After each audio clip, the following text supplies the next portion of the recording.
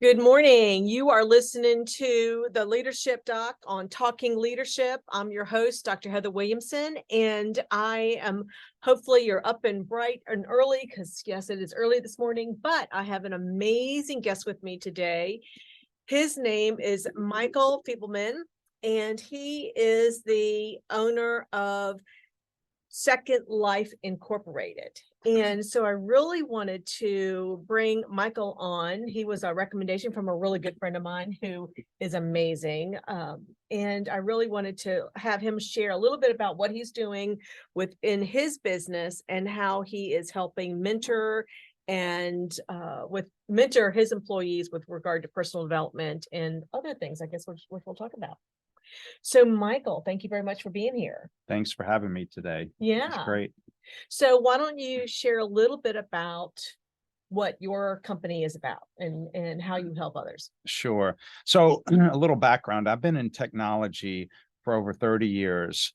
And the most interesting point of where we are today is technology for maybe 100% or 90% of the people dominates their life. Yeah. But with schools, corporations, or government facilities, what do you do with all the old technology? I mean, does it end up in a landfill like the consumer returns from our big retailers? Does it end up in other people's hands and so on? So we're kind of a company that makes the big corporations compliant.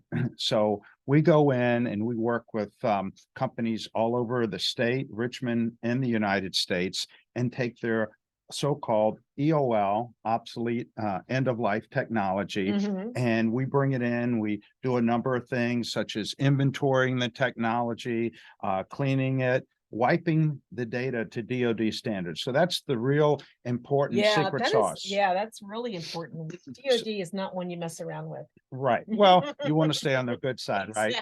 So we wipe everything to a 3-pass wipe unless a facility says, look, we really want 7-pass. And in some instances, they ask us to crush the hard drives with a video so they can see that. But before we do that, we take all the serial numbers for the hard drives and so on. So they have all the particular data they need to answer to their bosses and such.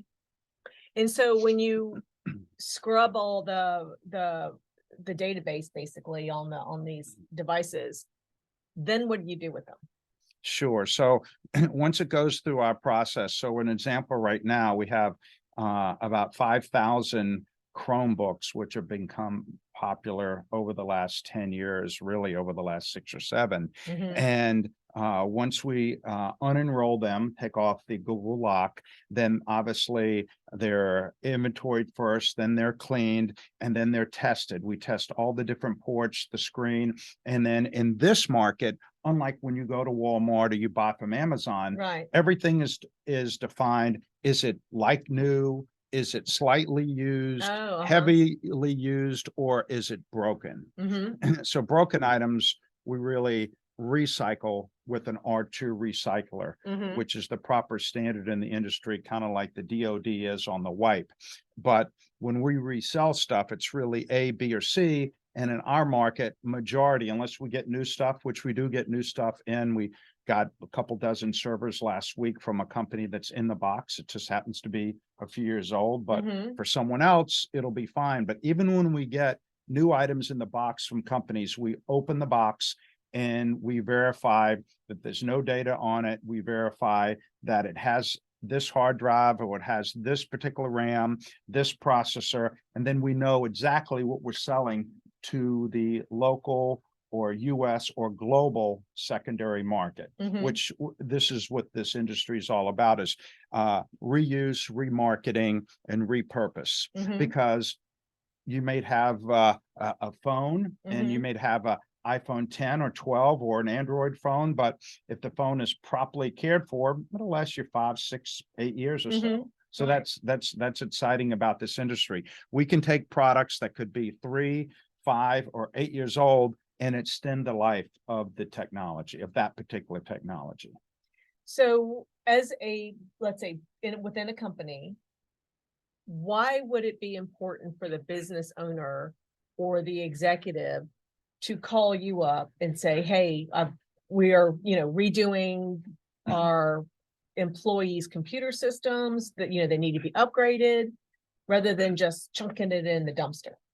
Well, obviously for simple environmental and proper reasons within themselves, but a perfect example is a friend of mine in technology called me a week or so ago and said this school system used to deal with a company out of state, and they don't know what the situation is, but they need help. Yeah. They have XYZ items and they'd like to recuperate some money so they can use that for other things, to repurpose those monies for other, maybe technology or school supplies or whatever the school deems necessary. So, how the process would work on that is we would get an inventory of what they have. We would know how many people to send, how much equipment to send. We'd go get everything. We'd home run it back to our 27,000 square foot facility in Manchester, which is like a bedroom community of downtown. Manchester actually is the new Scott's Addition. So so give us maybe another clients down there, and I like that area. It's nice. Yeah. So give us maybe another 24 months or maybe 36, and it'll be what maybe Scott's Addition was 10 years ago, which I happened to have my other business for 9 years in Scott's Addition until we sold it. But right here in Manchester, we home run everything back here, and then we go through our processes, and then anywhere from, it could be 6 weeks, it could be 3 months. It depends on the process and the flow through our building. Then they recuperate monies for what is, sent to us and so on, and what we sell. And I know with my son, the school that he goes to, they have Chromebooks. So, I mean, just think about the school, all the different school systems and the investment, whether it's been donated by a large company like, Microsoft or whatever. Yeah, because they're, kids are hard on the computers, and I don't know how long the lifespan is of those. A perfect example, may I call you Heather? Call me. Okay, great. Because Dr. Williamson, I don't know if I can get the name exactly right, but Heather, just a perfect example. I'm invited to go to a show, a viewing of, there's a school system getting rid of 20,000, we'll just say, widgets. And I already know before I go, because I've been doing this for a few days, maybe a few centuries, but I know that X amount will be in B stock, X amount will be in C, and then the other portion will be dominated by D, meaning broken or unrepairable. And then there might be a few that are in perfect condition, maybe never used, never taken out of the box. Right. I think that's amazing that the materials get to be repurposed and then either sold or donated to other organizations or countries to help improve their lifestyle. And I'm very glad that you brought that to the forefront.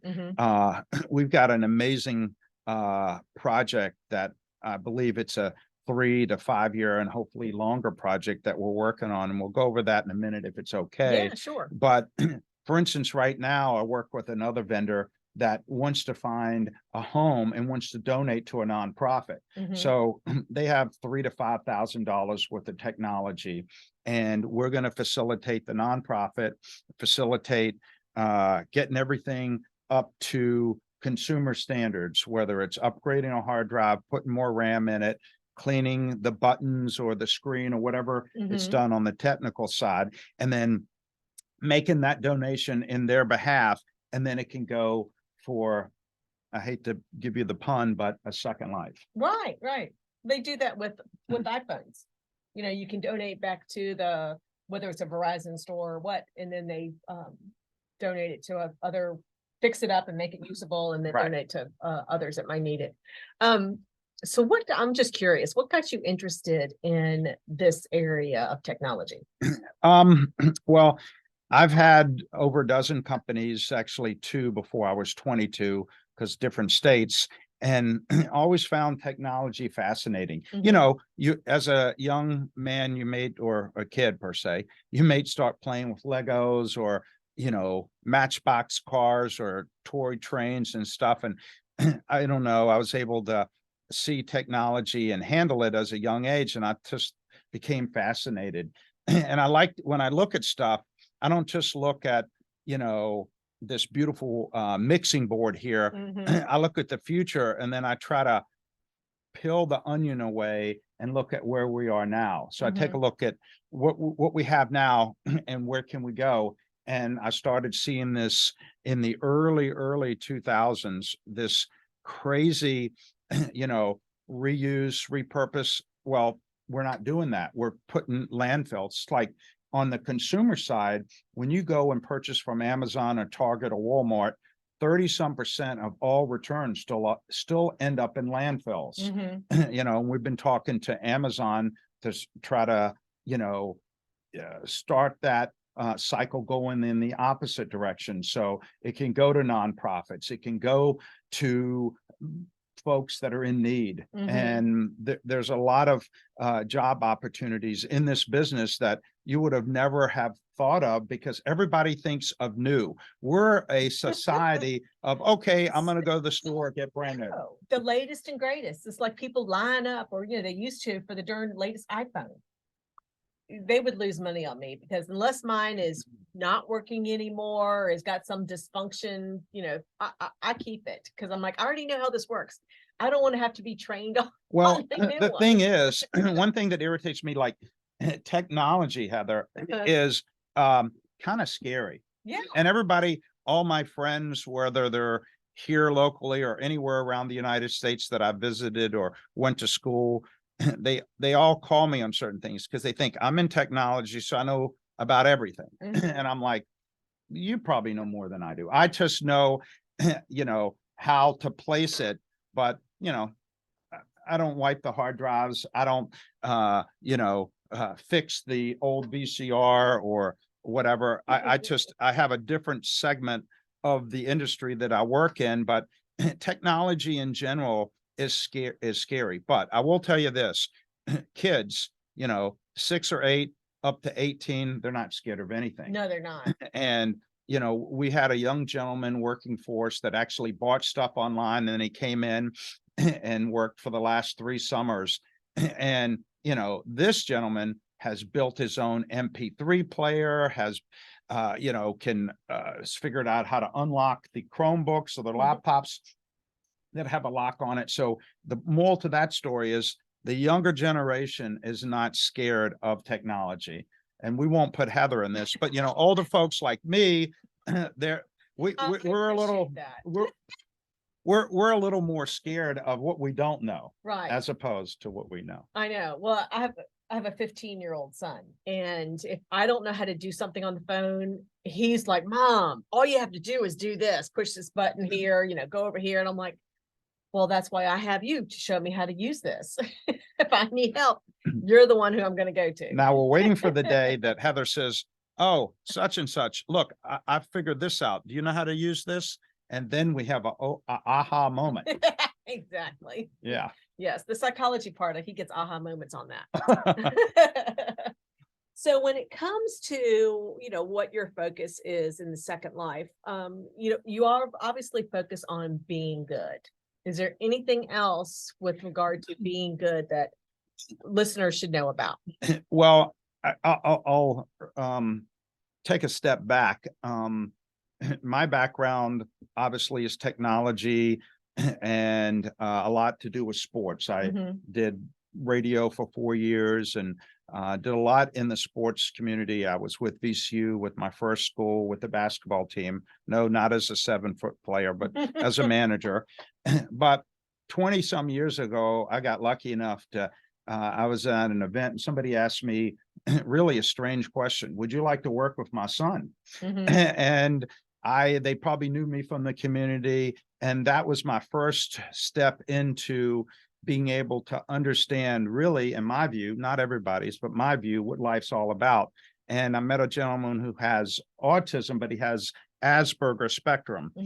And Asperger's spectrum, along with autism, has a wide array of, I don't want to say intelligence, but a wider array of I'm having a senior moment of kind of like what they're capable of. Yeah. Because we got Elon Musk, who has Asperger's, and we have, Steven Spielberg, who has Asperger's, and you may consider them on the genius level.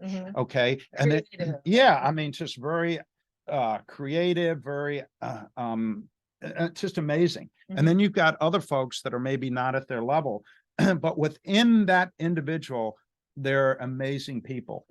And so for 20 years, I've been working with folks on that spectrum, and I've kind of carried it over to my last couple jobs. This particular company, Second Life, we work with inner city individuals to give them opportunities to learn a trade, not only to learn a trade, but to have an opportunity, let's say, at a corporation, at a company, to see what it's like day to day. We also work with a local charity that supports autism, and we bring in folks that are on the spectrum, and it's incredible. People hear the word disability and they think, oh, can't or won't or don't.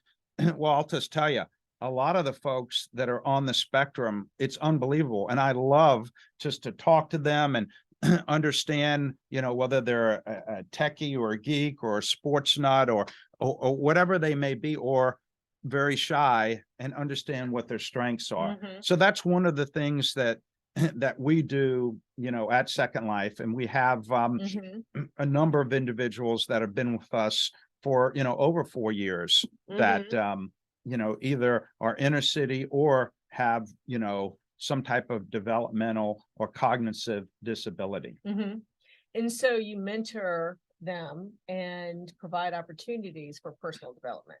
So right. How do you do that? Well, I always, so we have a two-tiered office. We have a main warehouse is a little bit underground. It's about 24,000 and some square footage. And the upstairs where I'm at, the office is in the kitchen. And full disclosure, sometimes I do 5 miles plus while I'm at work. And I'm always walking around on the phone, talking to folks, watching them, maybe when they don't know I'm watching them, and seeing what they're doing. And then talking to them, seeing their strengths and weaknesses, and try to say, well, okay, such and such, if you do this, maybe we can put you in this area.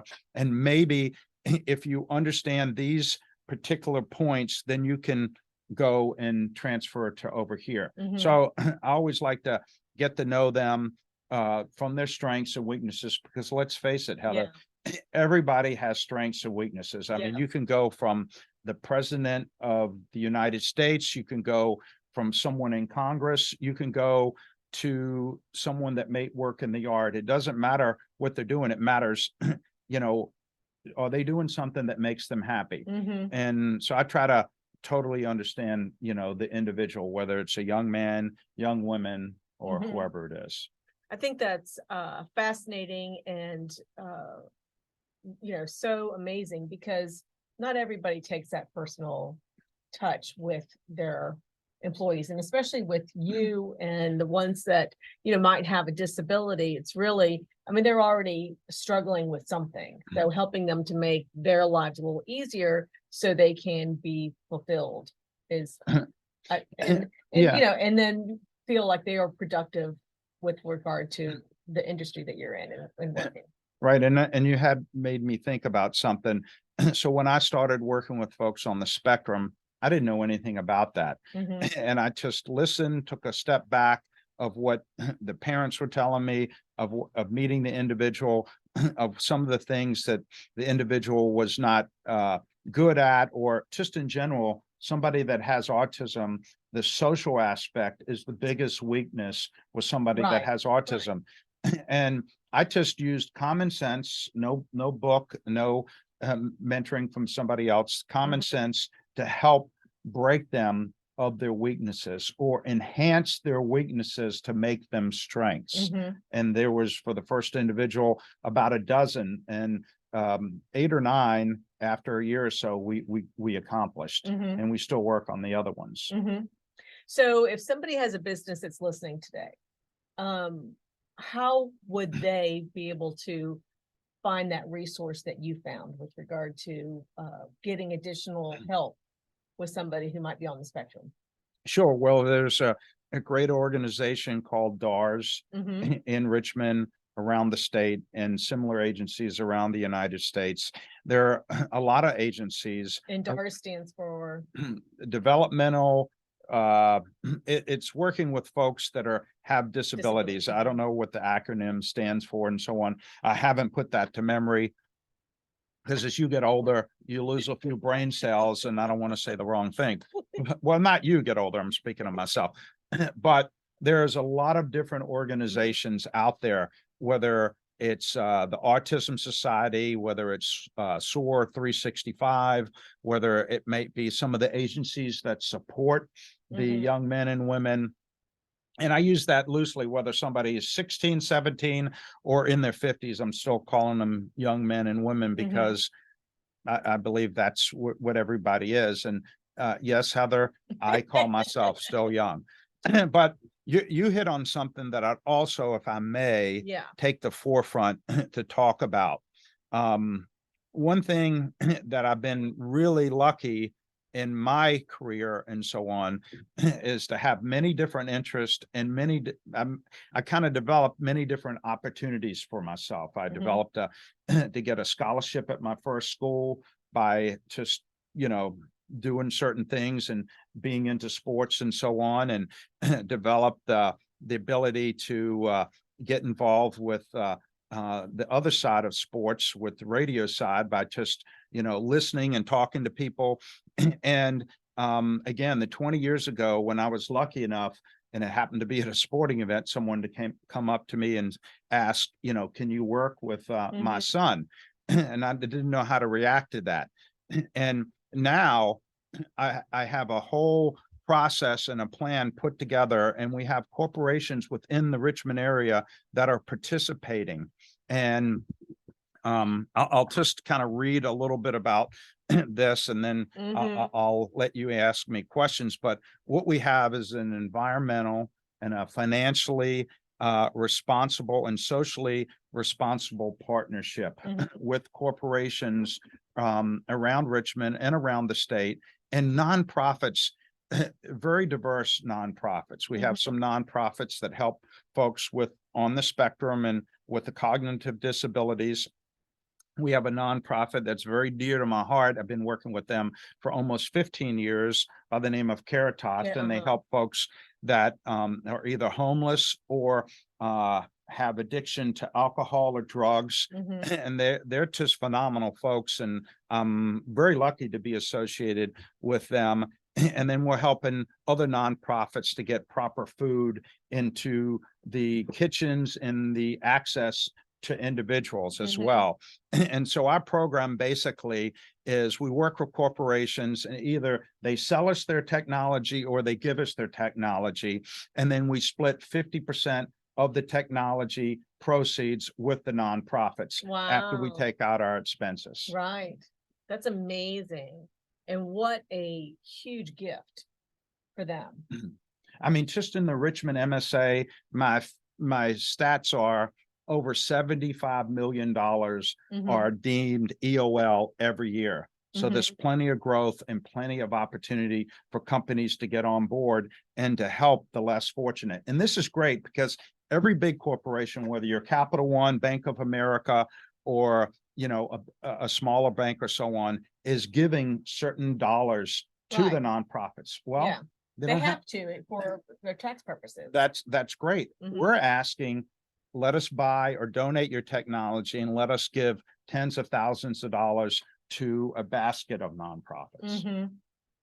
Right. So not just one is benefiting, but you're able to spread that opportunity around to a lot of people. And I just want to say, everything that we do would not even be possible with all the great people that work at the company, all the great people that help us, and all the ambassadors out there for what we do. And that's really what's the exciting part. It's almost like having a baby or having a new pet or whatever. You get to take what we're doing from ground zero and see the fruits of the labor when it's done, and what great good can be done at the end of the day. So if there's a company out there listening and they're thinking about this would be a great idea for our company, how would they get in touch with you?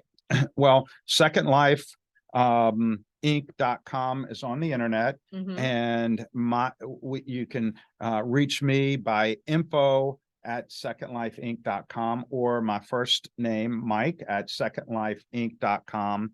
And whether you're small with 10 employees, 5 employees, or you have 50,000 employees, we work with all size companies. The size doesn't matter. And we have a lot of other things that we can help companies with. We do a lot of repair of the technology. We also sell technology to companies that are around Richmond, so they don't have to spend $1,200 on a laptop. They can spend $200 or $300 and still get 5 to 7 years use out of it. Which is very important, because I know with my laptop, I think I spent about $1,200 on it. And it's lasted me for quite a few years, but I was like, that's a lot of money. Yeah, so there's a lot of ways that you can stretch your dollar, and one of the big ways is helping local companies, buying secondhand, and just supporting local. So if you were going to give a piece of advice to a business owner or an executive in a company, what would that be? Well, you have to look at the big picture. Obviously, you have your family, your employees, and such, but at the end of the day, everybody is going to be buried 6 feet under. And it doesn't matter if you have $10, 100,000, or $1 million in the bank. What matters is that you every minute, every hour, every day, you live it like it's your last. And what really matters in life is making sure that you treat others like you want to be treated, and make sure you give back. Because whether you believe in God or don't believe in God, or some higher being, that is proven in life to be the best way to live, is to treat others like you want to be treated, and to give back and to help folks that need an opportunity. I totally agree with you 100%. Thank you. Yay. I do. We try to give back as well, and I do on this show. And I think it's really important, because there's others that could really need assistance, or just like just a little bit of help, It doesn't have sometimes you need you need a push. Yeah. You need a little bit of direction, and that is what I find is very important. And in life too, if somebody's looking, hey, what direction do I want to go? Never be afraid to ask somebody a question. Never be afraid to ask for the sale. And something I failed to mention, because of my age, again, getting a little older, is one of the end products. I have a good friend from 39 years ago, which was with the VCU basketball team. I know I'm dating myself. How do you make me 39 when I know somebody 39 years? Don't ask me. My alma mater, so we're good. So he's going to be working with the governor, and I'm also helping, and they're going to start something called Midnight Basketball Shoot for the Stars. Oh, nice. And that's my dear friend Calvin Duncan, who has a number of nonprofits, but the nonprofit we're going to be working with is Calvin Duncan Life Academy. And we're first going to go into Petersburg, but part of what these companies are helping us with will go to fund that program. And it's amazing, because I have a part in it as well. Plus I love sports, plus I love helping. Calvin is an amazing individual as far as, being able to change people's lives for the better. And they're going to be mentoring. There's going to be basketball to keep folks off the street. We have a tremendous drug, gun, and violent crime issue around the United States. And I'm going to have a part where corporations will help show these individuals opportunities that lie to them in the corporate America platform. So it's very, very exciting opportunity. And I can't tell you how much I'm looking forward to it. It's the next great challenge. Awesome. That sounds amazing. And I really thank you, Michael, for being on the show today. And if you want to get to learn more about what Mike is doing, just email him at mike@secondlifeinc.com. So that's going to do it for us today. Thank you for listening to Talking Leadership with Dr. Heather, your leadership doc on ESPN 106.1 FM. And I will talk to you again next week. Bye.